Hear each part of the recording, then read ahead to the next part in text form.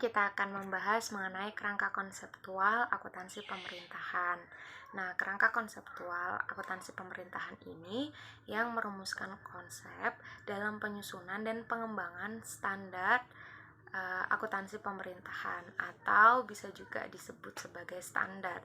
Lalu tujuan dari kerangka konseptual akuntansi pemerintahan ini yaitu penyusun standar dalam melaksanakan tugasnya. Lalu tujuan yang kedua yaitu penyusun laporan keuangan dalam mengatasi masalah-masalah yang ada gitu atau masalah-masalah akuntansi yang akan dihadapi yang belum diatur dalam standar. Lalu yang ketiga, pemeriksa dalam memberikan pendapatan mengenai apakah laporan keuangan itu sudah disusun sesuai dengan standar seperti itu. Lalu tujuan yang terakhir yaitu para pengguna laporan keuangan itu bisa menafsirkan informasi-informasi apa saja yang terkandung dalam laporan keuangan yang telah disusun sesuai dengan standar yang telah ditetapkan.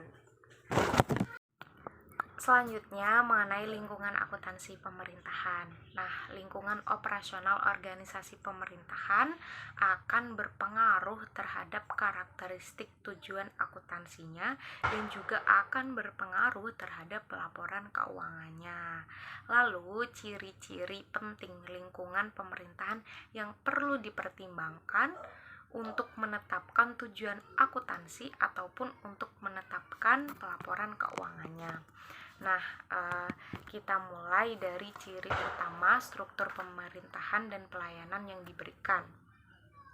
Yang pertama yaitu bentuk umum pemerintahan dan pemisahan kekuasaan.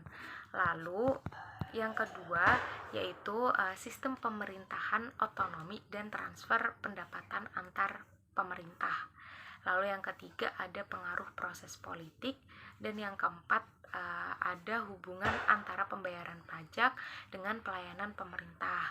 Lalu ciri selanjutnya ciri mengenai keuangan pemerintah yang penting bagi pengendalian. Yang pertama, ciri keuangan pemerintah kali ini yaitu anggaran sebagai pernyataan kebijakan publik, target fiskal, dan sebagai alat pengendalian. Lalu yang kedua ada investasi dalam aset yang tidak langsung menghasilkan pendapatan. Dan yang ketiga ada kemungkinan penggunaan akuntansi dana untuk tujuan pengendalian. Dan yang terakhir untuk penyusutan nilai aset sebagai sumber daya ekonomi karena digunakan dalam kegiatan operasional pemerintahan. Pemerintah adalah negara kesatuan Republik Indonesia yang berasaskan Pancasila dan kekuasaan berada di tangan rakyat.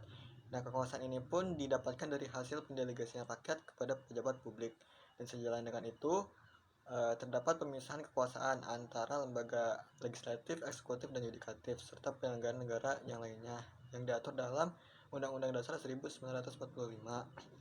Dan sistem ini dibuat tujuannya untuk mengawasi dan menjaga keseimbangan terhadap kemungkinan terjadinya penyalahgunaan di antara penyelenggara negara tersebut.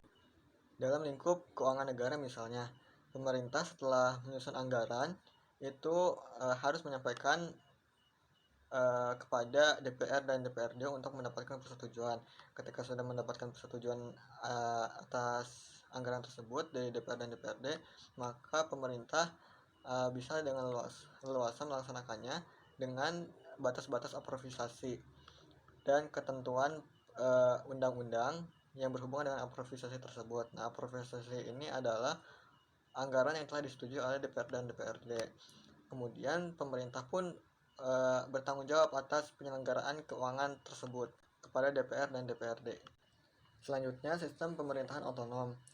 Nah, di sini dalam sistem pemerintahan Indonesia menganut sistem pemerintahan otonom. Sistem pemerintahan otonom ini sendiri telah dijelaskan secara lugas di dalam Peraturan Pemerintah Nomor 23 Tahun 2016 tentang sistem pemerintahan daerah. Sistem pemerintahan sendiri terdapat 3 lingkup, yaitu pemerintahan pusat, pemerintahan provinsi, dan pemerintahan kabupaten atau kota. Pemerintahan yang lebih luas cakupannya memberi arahan kepada pemerintahan yang lebih sempit cakupannya. Kemudian transfer pendapatan antar pemerintah. Jadi adanya pemerintahan yang menghasilkan pendapatan pajak atau bukan pajak yang lebih besar, ini akan mengakibatkan diselenggarakannya sistem bagi hasil dan alokasi umum, hibah atau subsidi antar entitas pemerintahan. Selanjutnya adalah pengaruh proses politik. Salah satu tujuan utama pemerintah adalah meningkatkan kesejahteraan seluruh rakyat. Sehubungan dengan itu, pemerintah berupaya untuk mewujudkan keseimbangan fiskal dengan mempertahankan kemampuan keuangan negara yang bersumber dari pendapatan pajak dan sumber-sumber lainnya guna memenuhi kebutuhan masyarakat. Salah satu ciri yang penting dalam mewujudkan keseimbangan tersebut adalah berlangsungnya proses politik untuk menyelaraskan berbagai kepentingan yang ada di masyarakat. Kemudian, hubungan antara pembayaran pajak dan pelayanan pemerintah. Walaupun dalam keadaan tertentu, pemerintah memungut secara langsung atas pelayanan yang diberikan, pada dasarnya, sebagian besar pendapatan pemerintah bersumber dari pungutan pajak dalam rangka memberikan pelayanan kepada masyarakat. Jumlah pajak yang dipungut tidak berhubungan langsung dengan pelayanan yang diberikan pemerintah kepada wajib pajak. Pajak yang dipungut dan pembayaran yang diberikan oleh pemerintah mengandung sifat-sifat tertentu yang wajib dipertimbangkan dalam mengembangkan laporan keuangan, antara lain sebagai berikut. Yang pertama, pembayaran pajak bukan merupakan sumber pendapatan yang sifatnya sukarela. Kemudian yang kedua, jumlah pajak yang dibayar ditentukan oleh basis pengenaan pajak sebagaimana ditentukan oleh peraturan perundang-undangan, seperti penghasilan yang diperoleh, kekayaan yang dimiliki, aktivitas bernilai tambah ekonomis, atau nilai kenikmatan yang diperoleh. Kemudian yang ketiga, efisiensi pelayanan yang diberikan pemerintah dibandingkan dengan pungutan yang digunakan untuk pelayanan dimaksud sering sukar diukur. Sehubungan dengan monopoli pelayanan oleh pemerintah, dengan dibukanya kesempatan kepada pihak lain untuk menyelenggarakan pelayanan yang biasanya dilakukan pemerintah, seperti layanan pendidikan dan kesehatan, pungutan efisiensi pelayanan oleh pemerintah menjadi lebih mudah. Kemudian yang terakhir, pengukuran kualitas dan kuantitas berbagai pelayanan yang diberikan oleh pemerintah relatif lebih sulit. Lalu ada ciri keuangan pemerintah yang penting bagi pengendalian, di antaranya yang pertama ada anggaran sebagai pernyataan kebijakan publik, target fiskal, dan alat pengendalian. Anggaran mengkoordinasikan aktivitas belanja pemerintah dan memberi landasan bagi upaya perolehan pendapatan dan pembiayaan oleh pemerintah dalam waktu periode tertentu. Fungsi anggaran di lingkungan pemerintah mempunyai pengaruh penting dalam akuntansi dan pelaporan keuangan, antara lain. Anggaran merupakan pernyataan kebijakan publik, anggaran merupakan target fiskal, anggaran menjadi landasan pengendalian yang memiliki konsekuensi hukum, anggaran memberi landasan penilaian kinerja pemerintah, dan hasil pelaksanaan anggaran dituangkan dalam laporan keuangan pemerintah sebagai pernyataan pertanggungjawaban pemerintah kepada publik. Lalu yang kedua ada investasi dalam aset yang tidak langsung menghasilkan pendapatan. Dana investasi pemerintah dalam hal ini seperti gedung perkantoran, jalan, taman, jembatan, dan kawasan reservasi. Oke, selanjutnya mengenai kemungkinan penggunaan akuntansi dana untuk tujuan pengendalian. Nah, akuntansi dana ini merupakan sistem akuntansi dan pelaporan keuangan yang biasanya digunakan di lingkungan pemerintahan. Nah, akuntansi dana ini memisahkan kelompok dana menurut tujuannya, sehingga masing-masing entitas akuntansi dapat menunjukkan keseimbangan antara belanja dan pendapatan atau transfer yang diterima. Akuntansi dana dapat diterapkan untuk tujuan pengendalian masing-masing kelompok dana selain kelompok dana umum. Nah, sehingga dapat dipertimbangkan dalam pengembangan pelaporan keuangan pemerintah. Selanjutnya mengenai penyusutan aset tetap. Nah, di sini ada beberapa jenis aset yang tidak bisa disusutkan, namun bisanya dilakukan penyesuaian nilai. Contohnya seperti tanah. karena tanah itu mempunyai masa manfaat dan kapasitas yang terbatas gitu. Jadi seiring berjalannya waktu, maka masa manfaat dan kapasitasnya tanah ini pastinya juga akan mengalami penurunan. Nah, maka dari itu dilakukannya penyesuaian nilai oleh aset tanah. Selanjutnya, pengguna dan kebutuhan informasi para pengguna. Yang pertama, pengguna dalam laporan keuangan. Sebenarnya dalam pengguna laporan keuangan ini tidak terbatas dan tidak ditujukan ke beberapa kelompok, namun ini memang secara umum gitu. Nah, pengguna yang pertama yaitu masyarakat, yang kedua wakil rakyat, terus lembaga pemeriksa, terus yang ketiga ada pihak yang memberikan investasi atau pihak yang memberikan modal gitu, dan terakhir yang keempat yaitu pemerintah. Lalu kebutuhan informasi para pengguna laporan keuangan. Nah, informasi ini tidak memenuhi spesifikasi dari masing-masing kelompok, tidak hanya di masyarakat, tidak hanya di lembaga pemeriksaan begitu, tetapi memang tidak tertuju ke kelompok apapun. Nah, karena merupakan pengelolaan keuangan negara, maka laporan yang disajikan itu harus sesuai dengan ketentuan ataupun sesuai dengan peraturan perundang-undangan yang berlaku, dan tidak lupa juga harus mencakup mengenai informasi pembayaran pajak. Selanjutnya, kebutuhan informasi mengenai kegiatan operasional pemerintahan serta posisi kekayaan dan kewajiban dapat dipenuhi dengan lebih baik dan memadai. Dan pemerintah wajib memperhatikan informasi yang disajikan dalam laporan keuangan yang bertujuan untuk perencanaan, pengendalian, dan juga sebagai pengambilan keputusan.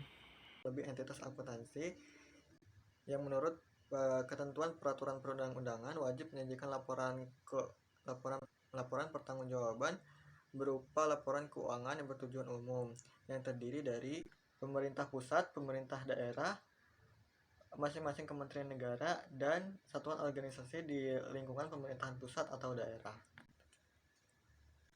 Selanjutnya, peranan dan tujuan pelaporan keuangan. Laporan keuangan disusun untuk menyediakan informasi yang relevan mengenai posisi keuangan dan seluruh transaksi yang dilakukan oleh suatu entitas pelaporan selama satu periode pelaporan. Setiap entitas memiliki kewajiban untuk melaporkan upaya-upaya yang telah dicapai dan hasil dalam pelaksanaan kegiatan. Nah, ini tujuannya untuk kepentingan yang pertama akuntabilitas, kedua manajemen, ketiga transparansi, keempat keseimbangan antar generasi, dan yang terakhir evaluasi kinerja. Kemudian tujuan pelaporan keuangan diantaranya yakni menyediakan informasi tentang sumber, alokasi, dan sumber daya keuangan, kemudian menyediakan informasi mengenai kecukupan penerimaan periode berjalan untuk membiayai seluruh pengeluaran, menyediakan informasi mengenai jumlah sumber daya ekonomi yang digunakan dalam kegiatan entitas pelaporan serta hasil yang telah dicapai, menyediakan informasi mengenai bagaimana entitas pelaporan mendanai seluruh kegiatannya dan mencukupi kebutuhan kasnya, menyediakan informasi mengenai posisi keuangan dan kondisi entitas pelaporan berkaitan dengan sumber-sumber penerimaannya baik jangka pendek maupun jangka panjang, termasuk yang berasal dari pungutan pajak dan pinjaman. Dan yang terakhir, di sini menyediakan informasi mengenai perubahan posisi keuangan entitas pelaporan apakah mengalami kenaikan atau penurunan sebagai akibat yang dilakukan selama periode pelaporan. Selanjutnya, komponen laporan keuangan. Laporan keuangan pokok terdiri dari laporan realisasi anggaran atau LRA, kedua laporan perubahan saldo anggaran lebih atau laporan perubahan SAL, ketiga neraca, keempat laporan operasional atau LO, yang kelima laporan arus kas atau LAK, keenam laporan perubahan ekuitas LPE, dan yang terakhir catatan atas laporan keuangan. Dan yang selanjutnya ada dasar hukum pelaporan keuangan, yaitu UUD Negara Republik Indonesia tahun 1945, khususnya bagian yang mengatur keuangan negara. Dan yang kedua itu Undang-Undang di bidang keuangan negara, Undang-Undang tentang Anggaran Pendapatan dan Belanja Negara, dan Peraturan Daerah tentang Anggaran Pendapatan dan Belanja Daerah. Terus peraturan perundang-undangan yang mengatur tentang pemerintah daerah, khususnya mengatur keuangan daerah.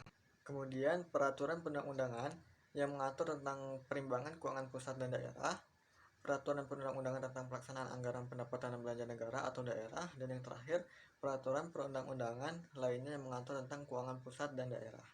Asumsi dasar pelaporan keuangan pemerintah adalah anggapan yang diterima sebagai kebenaran tanpa perlu dibuktikan agar standar akuntansi dapat diterapkan, yang terdiri dari asumsi kemandirian entitas, asumsi kesinambungan entitas, asumsi keterukuran dalam satuan uang. Karakteristik laporan keuangan kualitatif adalah ukuran-ukuran normatif yang perlu diwujudkan dalam normasi akuntansi sehingga memenuhi tujuannya. Keempat karakteristik berikut ini merupakan prasyarat normatif yang diperlukan agar laporan keuangan pemerintah dapat memenuhi kualitas yang dikehendaki. Yang pertama adalah relevan. Laporan keuangan dapat dikatakan relevan jika informasi yang termuat di dalamnya dapat mempengaruhi keputusan pengguna dengan membantu mereka mengevaluasi peristiwa masa lalu, masa kini, atau masa yang akan datang. Informasi relevan memiliki ciri, memiliki manfaat umpat balik, memiliki manfaat prediktif, tepat waktu, dan lengkap. Informasi yang andal adalah informasi dalam laporan keuangan yang bebas dari kesalahan material, menyajikan fakta secara jujur, dan dapat diverifikasi. Karakteristik informasi andal diantaranya memiliki penyajian jujur, dapat diverifikasi, dan netral. Selanjutnya dapat dibandingkan, yaitu informasi yang termuat dalam laporan keuangan akan dapat lebih berguna jika dapat dibandingkan dengan periode sebelumnya atau dengan entitas lainnya. Perbandingan dapat dilakukan secara internal dan eksternal. Yang terakhir dapat dipahami. Informasi yang termuat dalam laporan keuangan harus bisa dipahami oleh pengguna, dinyatakan dalam bentuk istilah yang disesuaikan dengan batas pemahaman para pengguna. Unsur-unsur laporan keuangan. Laporan keuangan pemerintah terdiri dari laporan pelaksanaan anggaran, laporan finansial, dan catatan atas laporan keuangan. Laporan pelaksanaan anggaran terdiri dari laporan realisasi anggaran dan laporan perubahan saldo anggaran lebih. Laporan finansial terdiri dari neraca, laporan operasional, laporan perubahan ekuitas, dan laporan arus kas. Catatan atas laporan keuangan merupakan laporan yang merinci atau menjelaskan lebih lanjut atas pos-pos laporan pelaksanaan anggaran maupun laporan finansial, dan merupakan laporan yang tidak terpisah dari laporan pelaksanaan anggaran maupun laporan finansial.